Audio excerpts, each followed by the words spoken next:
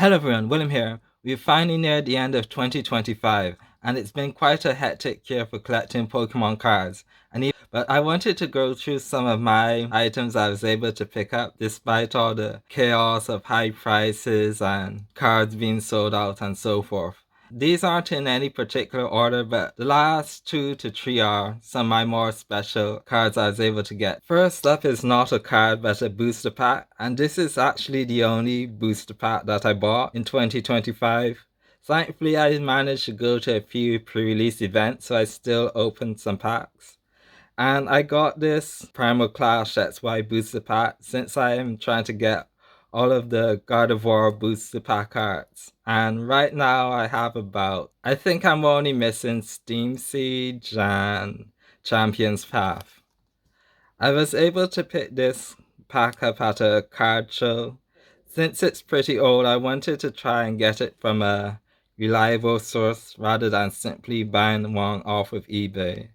I think this pack Primal Clash is 2015.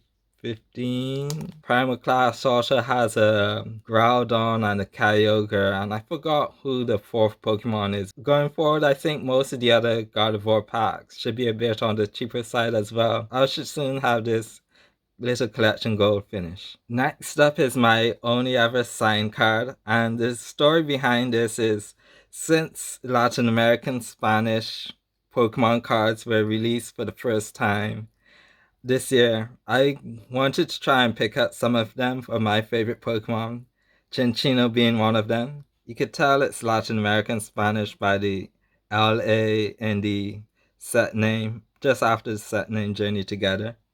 And I found this collector on a forum I don't visit as much, called Elite Forum, or might have changed, E4I is what it's usually known as. And they were able to get me this Chinchino with a few other Latin American Spanish cards since they had bought a few products and opened them. I didn't need all of the hits.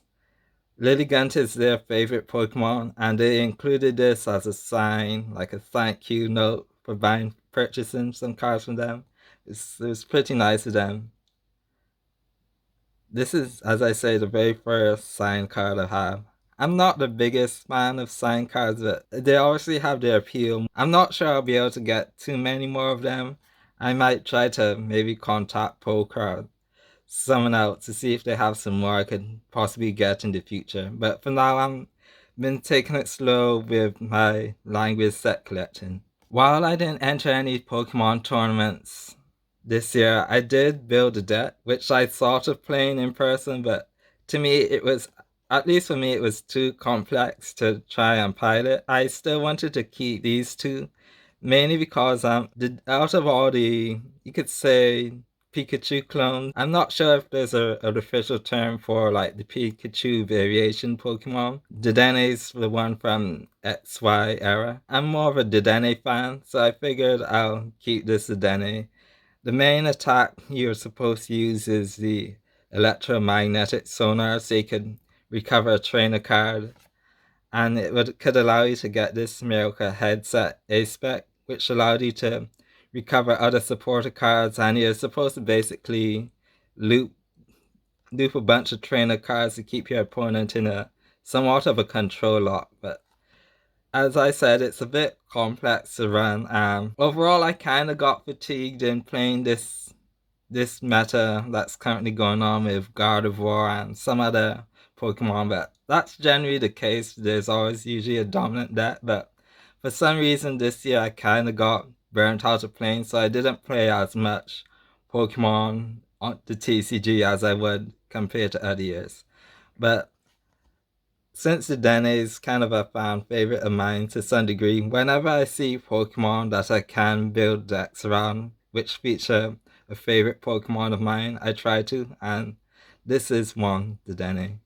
It's from Surgeon Sparks and a spec as well, Surgeon Sparks. With all the mayhem that was happening with 2025 in trying to buy packs and boxes from store shelves, I set out early on not to bother to try and get any. But there was one item that I saw in a collection box which I was interested in buying, and I simply bought the item itself. That's this acrylic stand featuring Cynthia. If I hold it up, it's not really going to show the full thing, which is why I angled it. From what I understand, they aren't that popular, so chances are these types of acrylic stands might go back to just being Japanese exclusive.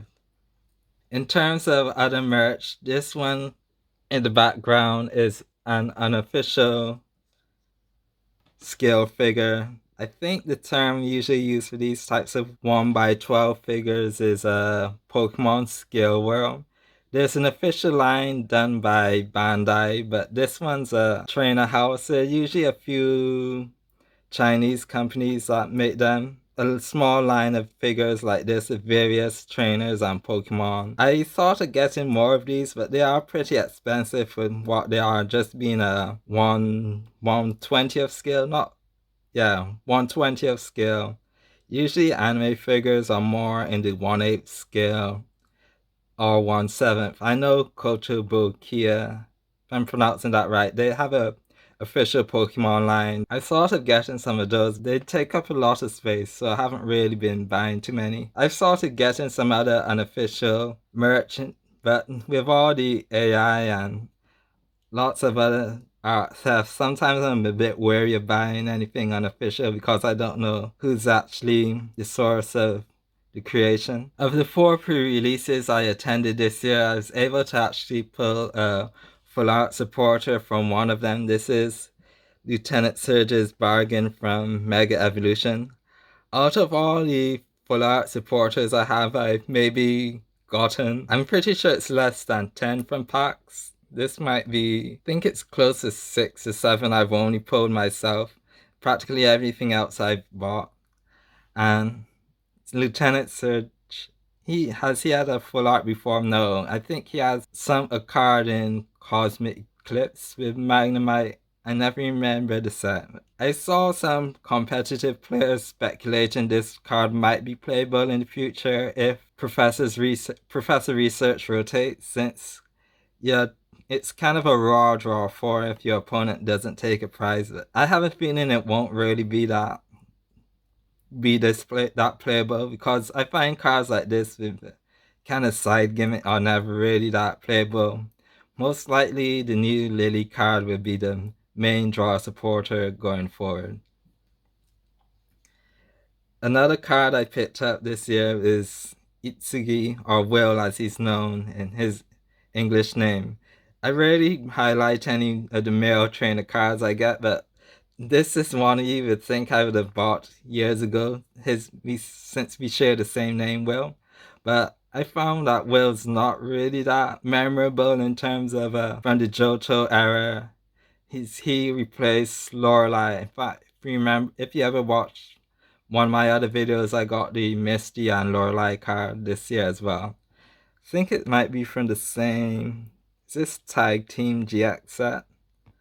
Yeah, I have one of his more other regular print cards, but I never got the full art, since this is might be Japanese exclusive, or it might be in Korean or Chinese as well. But just wanted to highlight this one since I rarely show many of the male trainer cards that I pick up. I haven't really prioritized getting any vintage cards or collecting non-trainer cards for some time, but I was able to get this card, to me, which is pretty special, is a first edition Chansey. I'm not sure if I mentioned it on the channel previously, but my very first pack was from Bayset, an unlimited pack, and I got a Chansey. And I wanted to one day get a first edition Chansey, since Chansey was one of my favorite Bayset holos. You can see this is quite reflective. You can see the phone I'm using to record. And I wanted it to complement the Clefairy first edition that I've had for some time now. It's only kind of a coincidence that they're both CGC 8.5, but I find that this grade and this CGC is not that popular, so I was able to get this for somewhat of a better deal possibly than maybe getting PSA or BGS. It has a bit of whitening, but I'm not really that bothered since the front looks good, and I find with first edition base, you aren't really that concerned with what the label says as long as it looks presentable. It's fine. In a way, it's kind of like getting vintage sports cars. How those that community is where they're more concerned with just how it presents rather than what the grade says. Chansey was pretty playable in the TCG up till I think even the Neo era. I know there was a steel Chansey deck where you could use metal energy, and also Chansey was pretty good as a wall in Pokemon. The next card is one I've shown before, and it's a variant, and it is the Professor Program Nessa. This card was given out only to judges as a kind of a award by the Pokemon Company. As I said in the last time I've shown it, it was a set of 8. And most of the sales I've seen of this card were only of the 8. But I only wanted Nessa, and thankfully a seller only had her for sale, which I was able to pick up. It's one of those cards I've thought of maybe getting graded just because if you were to look at it like this, you wouldn't really know how important it is. Since this professor program was only it only ran for a handful of years, there aren't too many copies of NASA, but I know that there's possibly some extra printings, and mine might be a extra printing too, since I didn't get the plaque of 8 cards. I've never really wanted to try and get the full set of every single full art supporter, but I really wanted to pick up this Nessa card for some time, and thankfully I was able to do that. Related to another full art supporter that was a bit high priced a few years ago was Sightseer, drawn by Naoki Saito.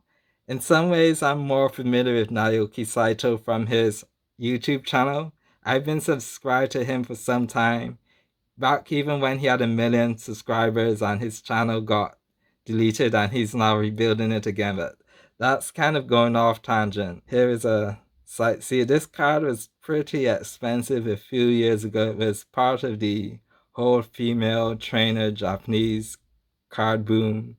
Was it 2023? I believe it was, but thankfully it's crashed back down again.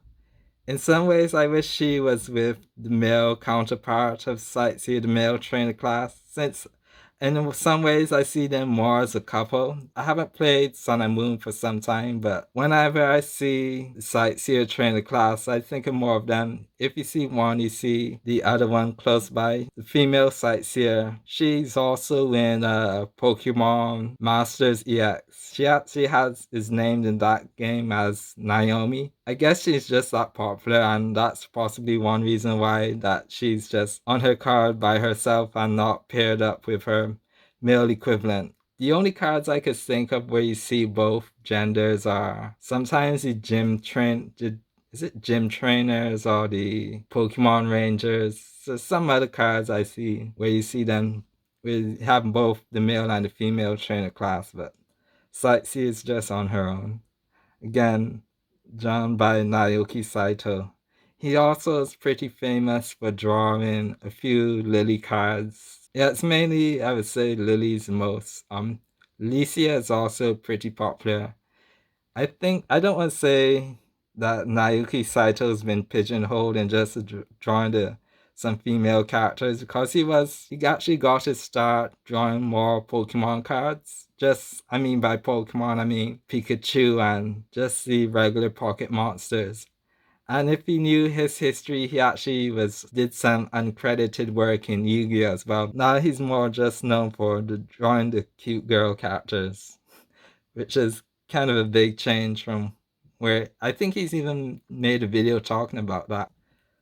With these 2 cards in my collection, I'm going to be slowing down on what trainer cards I collect. I still watch auctions now and then, but lately I haven't really been bothered on bidding as much, just because, as I say, I'm not trying to get every single trainer card. I kind of have the main ones that I want to get. And with that concludes a lot of my highlights I was able to get in 2025. Hopefully this video doesn't run too long, and if you made it to the end, thank you. Maybe you could sound off in the comments on what cars you managed to get this year and what your goals are for 2026. That's all, and thanks for watching.